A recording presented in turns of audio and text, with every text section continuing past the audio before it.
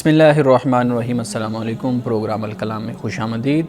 میں ہوں آپ کا میزبان محمد شعیب رضا۔ ناظرین کرام، پروگرام کے پہلے حصہ میں ہم قرآن کریم کی کچھ آیات کو سمجھنے کی کوشش کرتے ہیں اور دوسرے حصہ میں اپنے عہد کے نمائندہ سیاسی، سماجی، مذہبی موضوعات میں پیدا ہونے والے سوالات کے جوابات ایک نئے نقطہ نظر سے جاننے کی کوشش کرتے ہیں۔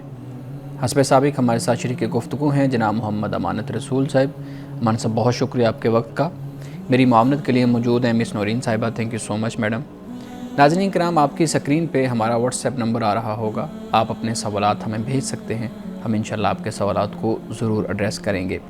ہمارے صاحب، ہم گفتگو کر رہے تھے سورۃ الاعراف، اور سورۃ الاعراف کی آیت نمبر 157 وہاں تک ہم نے اپنی گفتگو مکمل کر لی تھی، اس سے آگے آپ شروع کیجئے گا۔ بسم اللہ الرحمن الرحیم۔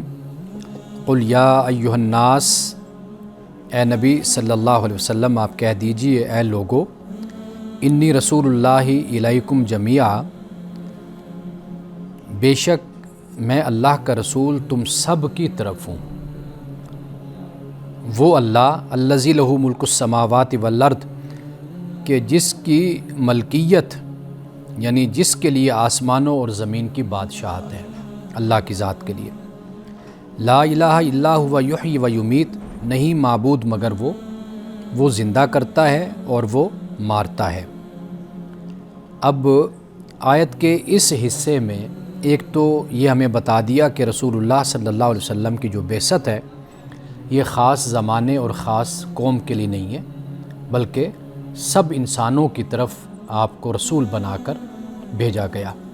یعنی وہ عرب ہے، وہ غیر عرب ہے، وہ اس وقت کے لوگ ہیں یا بعد میں آنے والے ہیں قیامت تک۔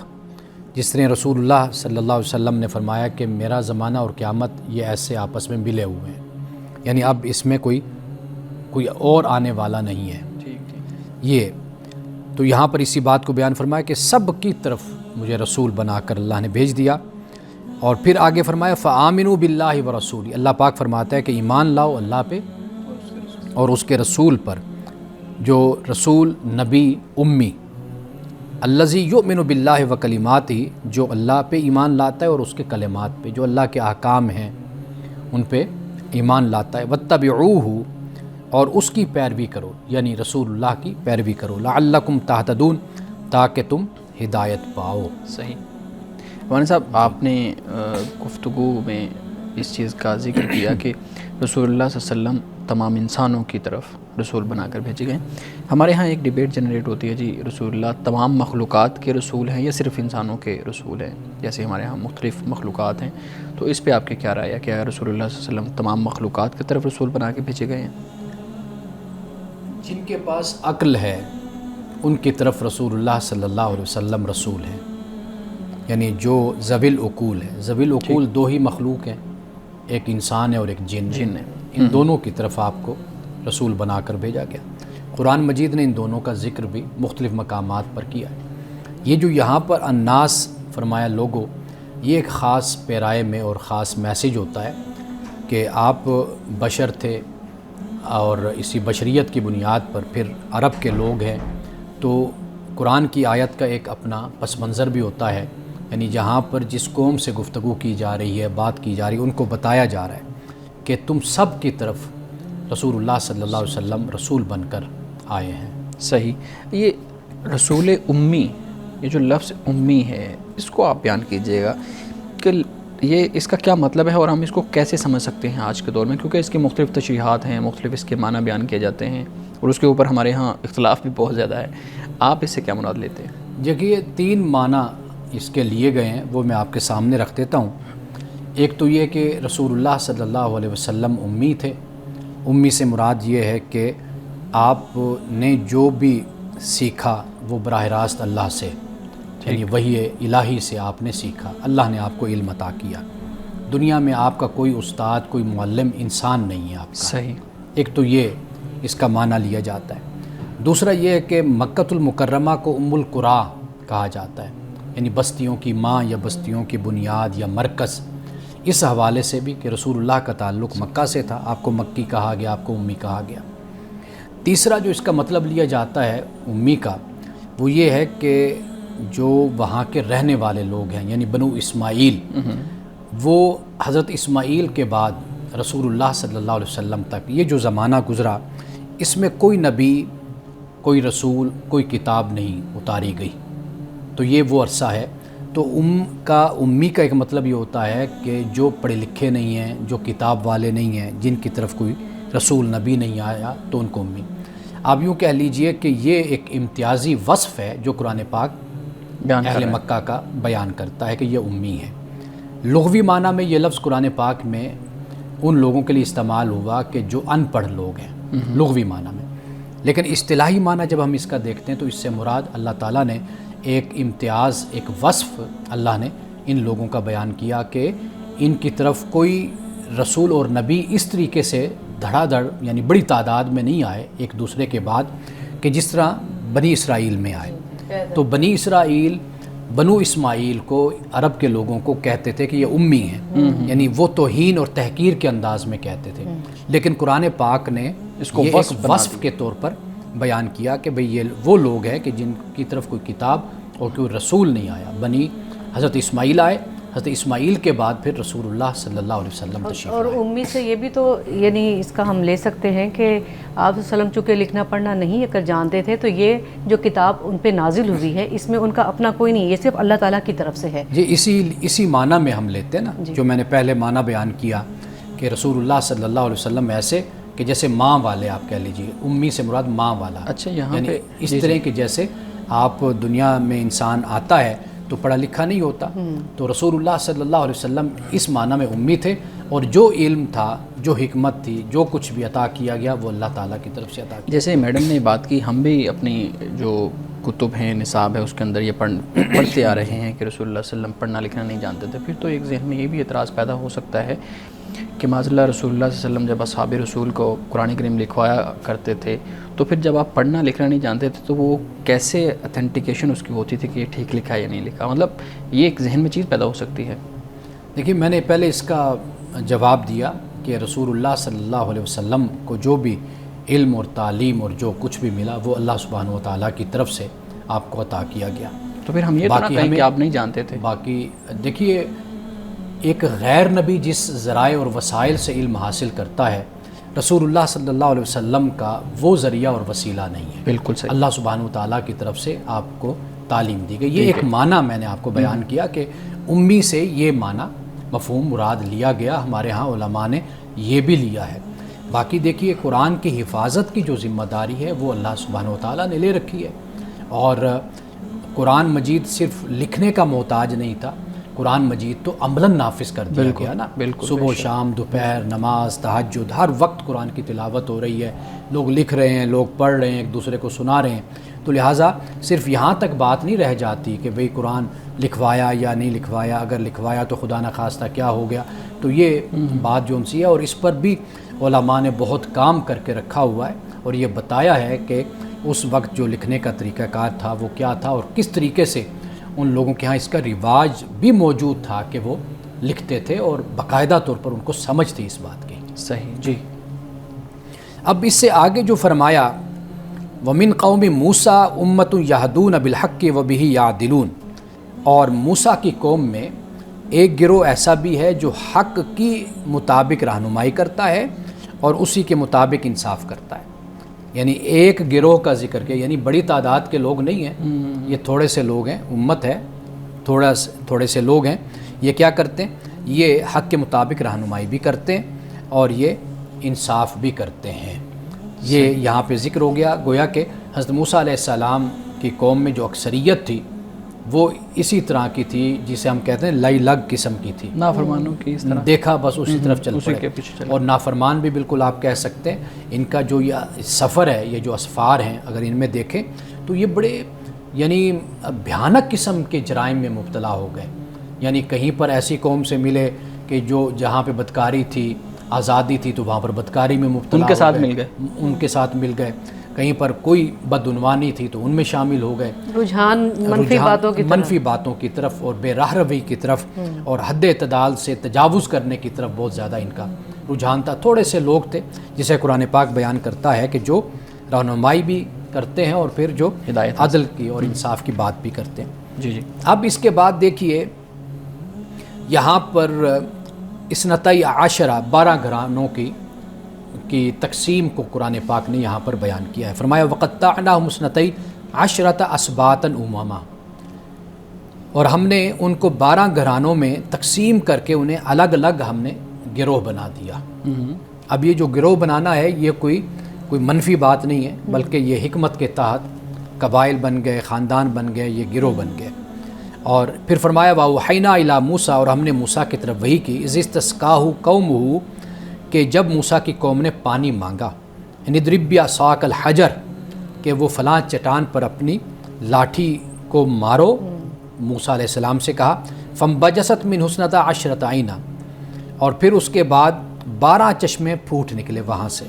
قد علم کل اناس مشربہم، تو ہر گروہ نے اپنا جو پانی پینے کا مقام تھا وہ انہوں نے معلوم کر لیا.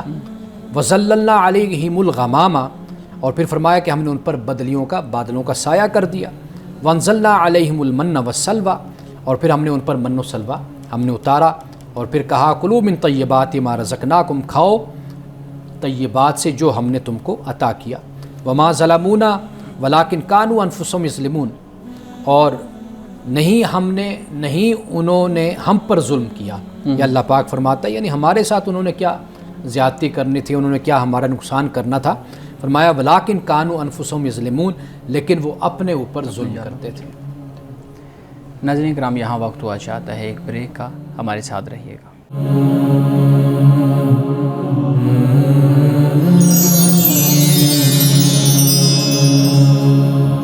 پروگرام میں ایک دفعہ پھر خوش آمدید. امان صاحب، جو آیت آپ نے ابھی پڑھی ہے جس میں اس چیز کا ذکر کیا گیا ہے کہ ان کو 12 قبائل کے اندر تقسیم کر دیا، میں یہ پوچھنا چاہتا ہوں کہ یہ جو قبائل میں تقسیم کرنا ہے، ایک تو یہ ہے کہ بنی اسرائیل، ایک سورہ حجرات کے اندر بھی اللہ رب العزت فرماتے ہیں نا کہ ہم نے تمہیں ایک مرد اور عورت سے پیدا کیا، پھر ہم نے تمہیں قبائل میں تقسیم کر دیا. آپ یہ بتائیے گا کہ اللہ رب العزت نے انسانوں کو یہ قبائل میں جو تقسیم کیا ہے یہ کیوں ہے، اور جو بیان کیا جا رہا ہے کہ شناخت کے لیے، شناخت کی ضرورت کیوں پیش آئی؟ سارے انسان ہوتے مرد اور عورت تو صحیح نہ ہوتا معاملہ.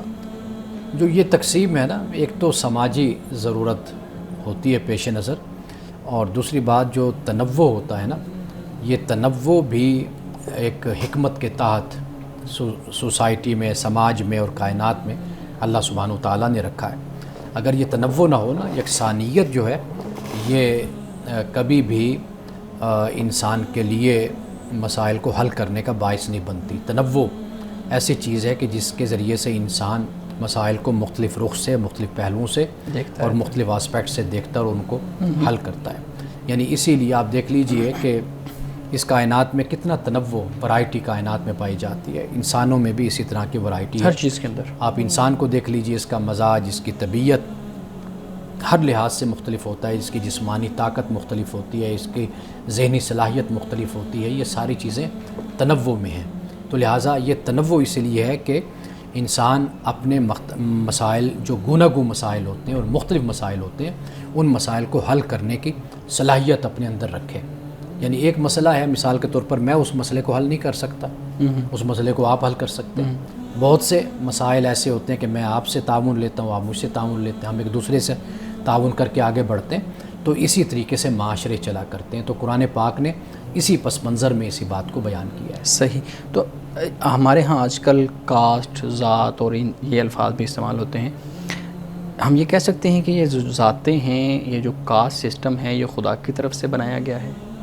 دیکھیے، آپ کوئی بھی سسٹم بنا لیں، اس کی بنیاد انسانیت پر ہونی چاہیے. کوئی کسی کا حق نہ مارے.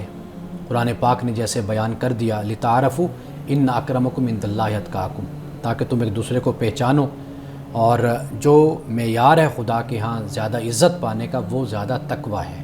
یہ معیار ہے.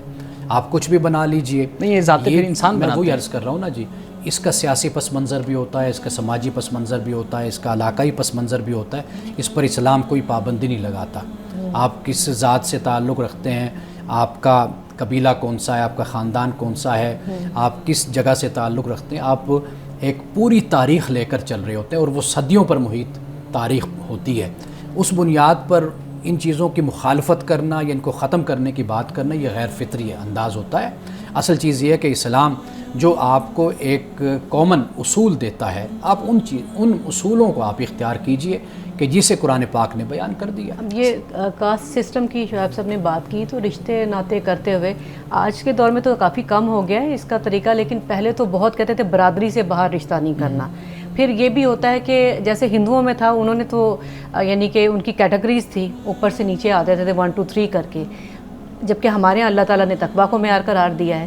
تو لیکن امیر اور غریب، کیا ان دونوں کا ملاپ آپ کے حساب سے ٹھیک رہتا ہے؟ اگر ہم قبیلوں کو چلیں اس پہ اس کو کر لیتے ہیں، اپلائی کر لیتے ہیں، امیر کی کیٹیگری ہے، ایک قبیلہ امیر سمجھ لیں، ایک قبیلہ غریب ہے، کیا یہ امیر اور غریب کا ملاپ جو ان سا ہے رشتوں کے حوالے سے، شادیوں کے حوالے سے، یہ توازن کے ساتھ آگے چل سکتا ہے؟ پھر اس پر بھی اسلام کوئی آپ پر حکم لاگو نہیں کرتا۔ اسلام یہ نہیں کہتا کہ آپ نے ہر صورت میں غریب میں رشتہ کرنا ہے امیر کو، قرآن یہ نہیں کہتا۔ قرآن یہ بھی نہیں کہتا کہ آپ کی اگر یہ ذات ہے تو آپ نے ضرور دوسری ذات میں رشتہ کرنا ہے۔ اسلام جس بات کا آپ کو پابند کرتا ہے وہ یہ ہے کہ آپ دیکھیے ہمارے جو فقہا تھے وہ کتنے ذہین لوگ تھے اور کتنی گہرائی سے علم رکھنے والے تھے دین کا۔ انہوں نے کفات کا مسئلہ بیان کیا ہے، ایکویلٹی کا، کف کا مسئلہ بیان کیا ہے۔ اسی بنیاد پر ہی آپ دیکھ لیجئے، آپ یہ دیکھیے کہ رشتہ دیرپا کیسے ہوتا ہے، اس میں جو رکاوٹیں پیدا ہوتی ہیں، جو ہرڈلز پیدا ہوتی ہیں، ان سے آپ بچیں، اپنے آپ کو بچائیں، یہی حکمت کا تقاضا ہوتا ہے۔ یعنی آپ دیکھتے ہیں مثال کے طور پر اگر آپ اپنوں میں ہی رشتہ کر رہے ہیں، آپ دیکھتے ہیں کہ یہاں پر بڑی پرابلمز ہیں، بڑے مسائل پیدا ہوتے ہیں۔ ہم کتنی دفعہ اپنی بہن سے رشتہ نہیں لیتے، بہن کو رشتہ نہیں دیتے، بھائی سے رشتہ نہیں لیتے، بھائی کو نہیں دیتے، اپنے خود خاندان میں ہم رشتہ نہیں کرتے، باہر ہم کرتے ہیں، ایسے بھی لوگ ہیں۔ یہ تو آپ خود فیصلہ کرتے ہیں نا حالات اور ماحول کے مطابق دیکھ کر کہ یہاں پر کیا بہتر رہے گا۔ کئی دفعہ تو یہی معاملہ ہوتا ہے کہ دوسروں کے ساتھ بھی جب آپ چلیں گے تو وہاں پر آپ اسی چیز کو مد نظر رکھیں گے۔ اسلام اس بات کا کوئی آپ کو پابند نہیں کرتا۔ امان صاحب، حضرت ہارون علیہ السلام کی سیرت جب ہم نے بیان کی تھی تو اس میں قرآن واضح طور پہ بیان کرتا ہے کہ حضرت ہارون نے حضرت موسیٰ علیہ السلام کے سامنے یہ بات کی کہ میں نے سختی ان کے اوپر اس لیے بہت زیادہ نہیں کی تاکہ یہ گروپس میں تقسیم نہ ہو جائیں، گروہ بندی نہ ہو جائے اور پھر آپس میں یہ لڑنے لگیں اور نفرت اور تعصب پیدا ہو جائے۔ لیکن یہاں پہ ہم دیکھتے ہیں کہ 12 قبیلوں کے اندر تقسیم کرنا تو ان کو خود یعنی 12 گروپس میں تقسیم کرنے کے مترادف ہو رہا ہے۔ اب ایک طرف حضرت ہارون علیہ السلام اس چیز کی مذمت کر رہے ہیں اور دوسری طرف ہم اس کو دیکھ رہے ہیں کہ وہ 12 قبیلوں کے اندر تقسیم ہو رہے ہیں۔ ان دونوں باتوں میں زمین آسمان کا فرق ہے۔ حضرت ہارون علیہ السلام کا جو اس وقت حکیمانہ فیصلہ تھا وہ اس بنیاد پر تھا کہ ان کی شرپسندی اور ان کی منفی سوچ کو اگر ابھارا گیا تو جو ہماری محنت ہم نے 40-50 سالوں میں کر رکھی ہے وہ ساری محنت ہماری ضائع ہو جائے گی۔ ان کا فوکس اس پر تھا کہ حکمت کے تحت آپ نے خاموشی اختیار کی لیکن اصلاح آپ نے جاری رکھی اور اس حد تک جاری رکھی کہ جہاں تک اصلاح ہونی چاہیے تھی۔ جب آپ نے دیکھا کہ اب معاملہ گڑبڑ ہو جائے گا اور جو جمع پونجی ہے یہ بکھر جائے گی تو آپ نے وہاں پر پھر حکیمانہ طریقہ آپ نے اختیار کیا۔ لیکن یہاں پر جو 12 قبیلوں میں بیان فرمایا گیا وہ اس لیے کہ یہ ایک ضرورت کے تحت تھے تاکہ ان کو ایک نظم و ضبط کے ساتھ اپنے اپنے چشمے کا پتہ چل جائے کہ یہ جگہ ہے جہاں سے ہم نے پانی پینا ہے۔ سورسز کے لیے ڈیوائیڈ کر اگر یعنی ایک ہی جگہ ہو یا ایک ہی چشمہ ہو یا ایک ہی، واضح بات ہے کہ وہاں پر پھر بھگدڑ مچتی ہے، شور شرابہ ہوتا ہے، کوئی آگے بڑھتا ہے کوئی پیچھے ہوگا۔ تو ایک بڑی اچھی تقسیم کے ساتھ ان کو بتا دیا۔ تقسیم کوئی بذات خود بری چیز نہیں ہوتی اگر اس کی بنیاد فتنہ اور شر پر نہ ہو، فساد پر نہ ہو۔ اگر وہ تقسیم اس بنیاد پر ہوتی ہے کہ جیسے آپ گروپ بندی کر کے کاموں کو تقسیم کر دیتے تو وہ تو خیر کا باعث ہی ہمیشہ معاشرے کے لیے بنا کرتی ہے۔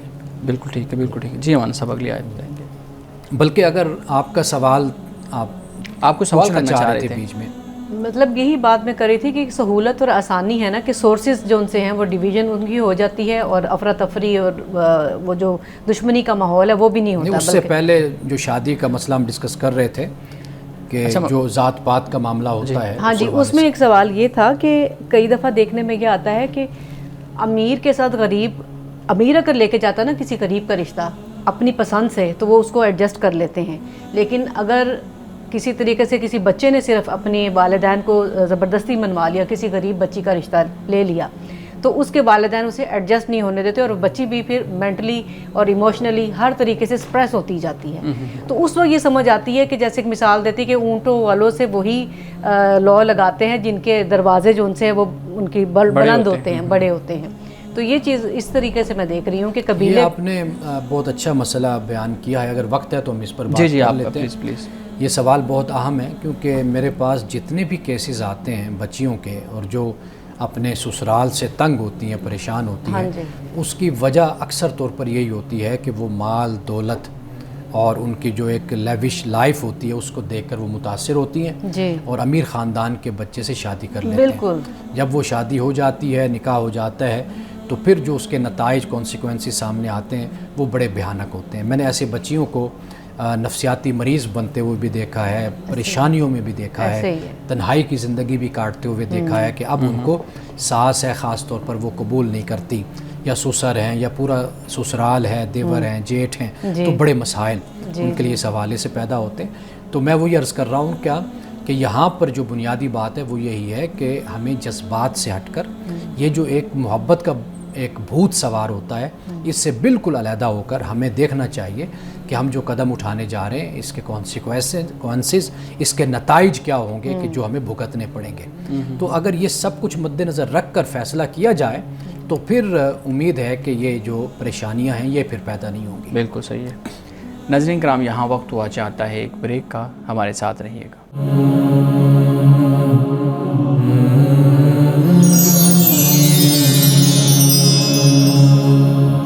ویلکم بیک ناظرین. امانہ صاحب بہت شکریہ, آپ قرآن کریم کی آیات کا مفہوم ہمارے سامنے رکھ رہے تھے. حج کے ایام آ رہے ہیں ہمارے سامنے اور ہمارے جو حاجی ہیں, ہمارے جو جنہوں نے حج کے لیے درخواست دی اور وہ پھر وہ ان کا سلیکٹ ہو گیا, پھر جا رہے ہیں. میرے خیال میں بہت سے لوگ ایسے ہوتے ہیں جو حج کے ساتھ ان کا جذباتی لگاؤ یا اس کو عبادت تو وہ سمجھ رہے ہوتے ہیں, لیکن اس کا جو اصل فلسفہ ہے اس کو وہ سمجھ نہیں پا رہے ہوتے. اور ہمارے ہاں تو جب ہم تعلیم کی بات کرتے ہیں تو وہ بھی ایک خاص طرح کی تعلیم ہے, لوگوں کو ایجوکیٹ نہیں کیا جاتا ان چیزوں کے بارے میں. سوال بنیادی طور پہ میرا یہ ہے کہ حج کا اصل فلسفہ کیا ہے؟ یعنی آپ یوں سمجھ لیں کہ حج, آپ سمجھائیں کہ حج ہے کیا؟ بنیادی طور پر عبادات سے انسان کو جو سبق حاصل ہوتا ہے, جو اس کا فلسفہ ہے, جو اس کا مقصد ہے, وہ یہ ہے کہ انسان پہ سب سے بڑا حق اس کے خدا کا ہے. بے شک. انسان کے پاس جو جان ہے, جو مال ہے, جو دولت ہے, جو کچھ بھی ہے اللہ کی دی ہوئی نعمت, اس پہ سب سے زیادہ حق, سب سے بڑا حق صرف اور صرف اللہ کی ذات کا ہے, کیونکہ وہی عطا کرنے والا ہے.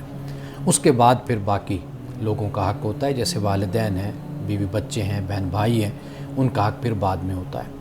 یہ شعور اللہ تعالی ہمیں عطا فرماتا ہے ان عبادات کے ذریعے سے. یعنی آپ نماز دیکھ لیجئے, مصروفیات ہیں, کاروبار ہے, کچھ ہے, آپ اس کو چھوڑ کر اللہ کے حضور حاضر ہوتے ہیں. بالکل. اسی طرح آپ روزہ رکھتے ہیں تو گویا کہ آپ اپنے جسم کی زکوٰۃ دیتے ہیں. بالکل صحیح. آپ بھوک اور پیاس کو برداشت کرتے ہیں. اسی طریقے سے آپ زکوٰۃ دیتے ہیں تو زکوٰۃ میں سب سے بڑا حق اللہ کا ہے, اللہ نے حکم دیا, آپ زکوٰۃ دے رہے ہیں. اسی طرح حج ہے, آپ یوں سمجھیے کہ عبادت کا جو کمال اور عروج ہے, معراج ہے, وہ ہمیں حج میں نظر آتا ہے. اس میں مالی طور پر بھی قربانی اس کے اندر موجود ہے. آپ یہ بھی دیکھیے کہ یہ ایک بدنی عبادت بھی ہے کہ آپ سفر کرتے ہیں, آپ جاتے ہیں, اور پھر وہاں پر جو صورتحال ہوتی ہے کہ آپ احرام باندھ کر, اور یہ احرام گویا کہ کفن کی طرح ہوتا ہے کہ اللہ کی بارگاہ میں اسی طرح انسان نے حاضر ہونا ہے. پھر آپ وہاں پر دیکھیے جو حشر قائم ہوتا ہے عرفات میں, میدان عرفات میں, سارے انسان چاہے وہ امیر ہیں, غریب ہیں, کوئی وزیر ہے, کوئی مشیر ہے, کوئی بادشاہ ہے, ایک ہی لباس اور کوئی بھی ہو, صرف ایک ہی لباس میں, ایک ہی اللہ کی بارگاہ میں کھڑے اور اللہ کو پکار رہے ہوتے ہیں, اللہ کو آواز دے رہے ہوتے ہیں وہاں پر. تو یہ پورا جو نقشہ بنتا ہے, اس کو اگر آپ مد نظر رکھیں تو معلوم یہ ہوتا ہے کہ سب سے بڑا حق اس ذات کا ہے کہ جو باقی ہے, جو قائم ہے, جو دائم ہے. اور انسان اس دنیا میں آیا تو عارضی اور فنا کا اس کا سفر ہے, اور جو کچھ رب کی طرف سے دیا گیا یہ سب کچھ اس نے واپس لے لینا ہے, اور انسان نے ایک دن آنا ہے کہ اللہ کی بارگاہ میں حاضر ہونا ہے. یہ ہے حج اصل میں. صحیح صحیح. اور صاحب یہ بتائیے گا کہ بقیہ عبادات کی طرح حج کی بھی ایک تاریخ ہے. جیسے نماز کی ہم تاریخ دیکھتے ہیں کہ جو سابقہ رسول تھے ان کی شریعتوں کے اندر بھی نماز کو, پھر روزے کو, قرآن اس کو بیان کرتا ہے کہ جیسے تم پہ فرض کیے گئے ہیں، تم سے پہلے بھی اس کو ہم نے ضروری قرار دیا تھا۔ آپ بتائیے گا کہ اس کی تاریخ کیا ہے، اور رسول اللہ صلی اللہ علیہ وسلم سے پہلے جو انبیاء آئے ان کی شریعتوں میں بھی یہ حج ضروری تھا، اور کوئی طریقہ کار ہمیں ملتا ہے کہ کس طریقے سے وہ لوگ پرفارم کرتے تھے؟ ہمیں حضرت ابراہیم علیہ السلام سے اس کی تاریخ ہمیں ملتی ہے، قرآن مجید نے بھی اس کو بیان کیا ہے اور دیگر کتب میں بھی اس کا بیان ہمیں ملتا ہے۔ حضرت ابراہیم علیہ السلام اور حضرت اسماعیل علیہ السلام نے اس گھر کی تعمیر کی تھی۔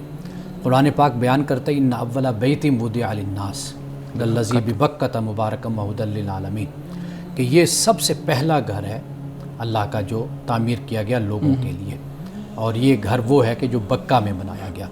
یہ بکہ پرانا نام ہے مکہ کا، اور یہودیوں نے کوشش کی اس بکہ کو بکا بنا دیں، یعنی رونے والا شہر، چینج کر دیا، چینج کرنے کی کوشش کی۔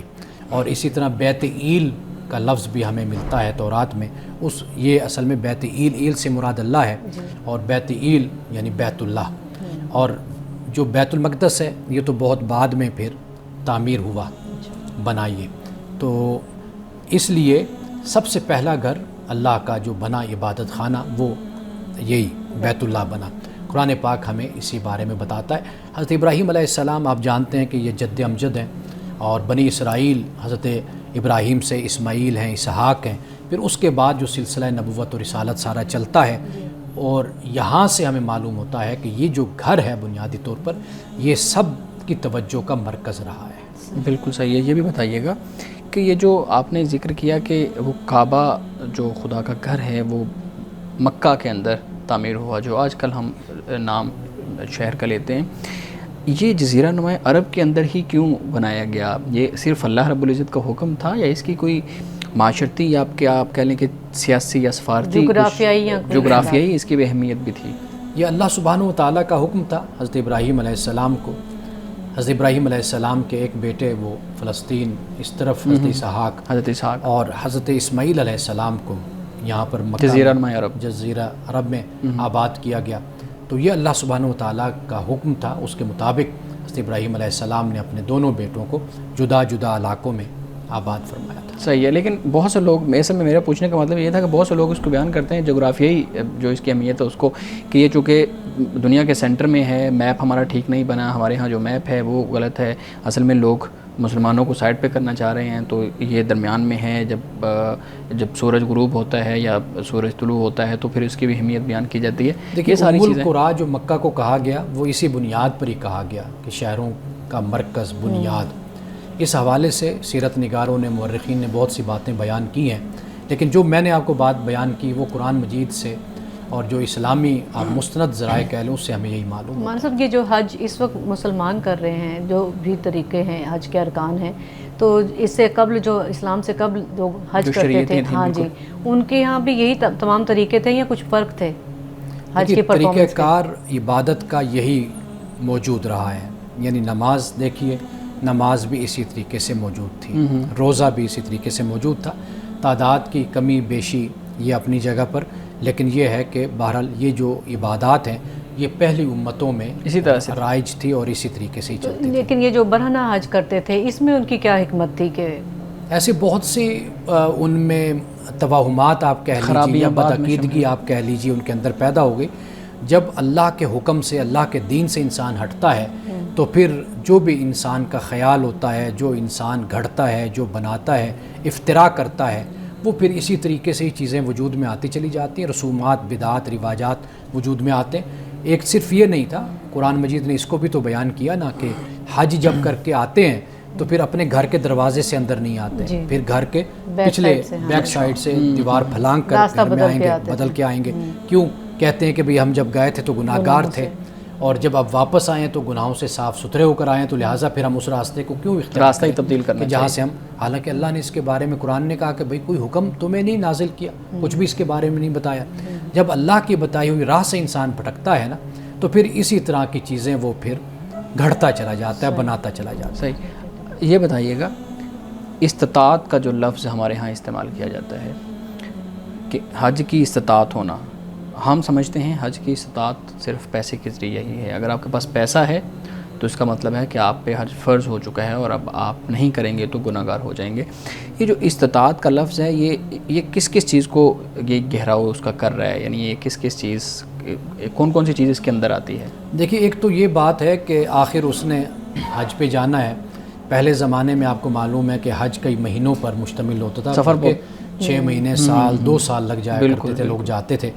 تو وہاں پر اب استطاعت کا معاملہ یہ ہوتا تھا کہ پیچھے جو فیملی ہے, خاندان ہے, جس کی ذمہ داری قانونی اور شرعی طور پر ایک انسان کے سپرد ہے, ایک تو ان کے کھانے کا انتظام, یہ نہ ہو کہ بعد میں وہ بھوکے بیچارے رہیں, فقر و فاقہ کا شکار ہوں. ایک تو یہ بات. دوسرا یہ تھا کہ آخر اس نے سفر کرنا ہے, اس سفر میں بھی اس کو کچھ ضرورت ہے, چاہیے اس کو زیادہ راہ چاہیے, وہ بھی معاملہ. پھر یہ بھی کہ امن کو بھی بیان کیا گیا استطاعت میں کہ آخر اس نے سفر کرنا ہے تو امن, سفر بھی محفوظ ہو, سفر بھی اس کا محفوظ ہو.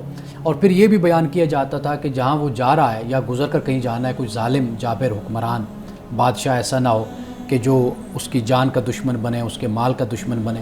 ایسی کچھ چیزیں اپنے حالات. دیکھیے آج اگر حالات بہتر ہوں گے تو کچھ شرائط کم ہو جائیں گے, حالات اگر بدتر ہوتے ہیں یا اس طرح زیادہ حالات مسائل نظر آتے ہیں تو واضح بات ہے کہ پھر اس کی شرائط زیادہ ہو جاتی ہیں. تو اصل چیز استطاعت ہے کہ آرام اور سکون اور امن کے ساتھ وہ اپنی ذمہ داریوں کو جو شرعی اور قانونی ان کو بہتر طریقے سے ادا بھی کرے اور پھر حج کا سفر بھی آرام سے کر کے واپس بھی آئے. صحیح. ناظرین اکرام, یہاں وقت ہوا چاہتا ہے ایک بریک کا, ہمارے ساتھ رہیے گا.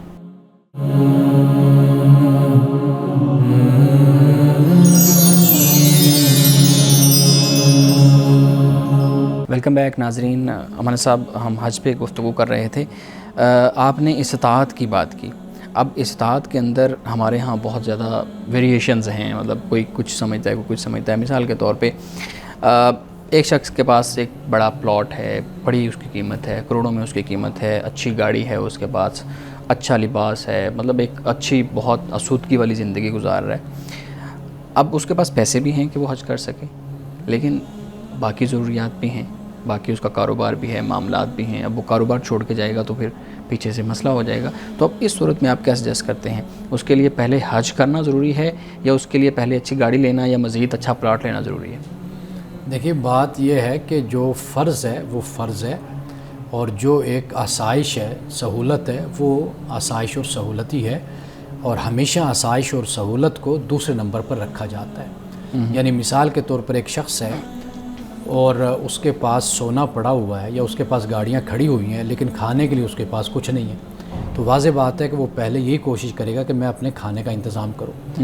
جیسے میں نے ایک پروگرام میں یہ بیان کیا تھا کہ جب یہ 2nd ورلڈ وار شروع ہوئی تھی تو جو تباہی اور بربادی آئی تھی, تو جرمنی کی یہ صورتحال تھی کہ لوگ سونا لے کر جاتے تھے روٹی لینے کے لیے کہ ہمیں بریڈ, کھانا نہیں ملتا تھا, لوگ سونا دے کر, گولڈ دے کر بریڈ لیتے تھے.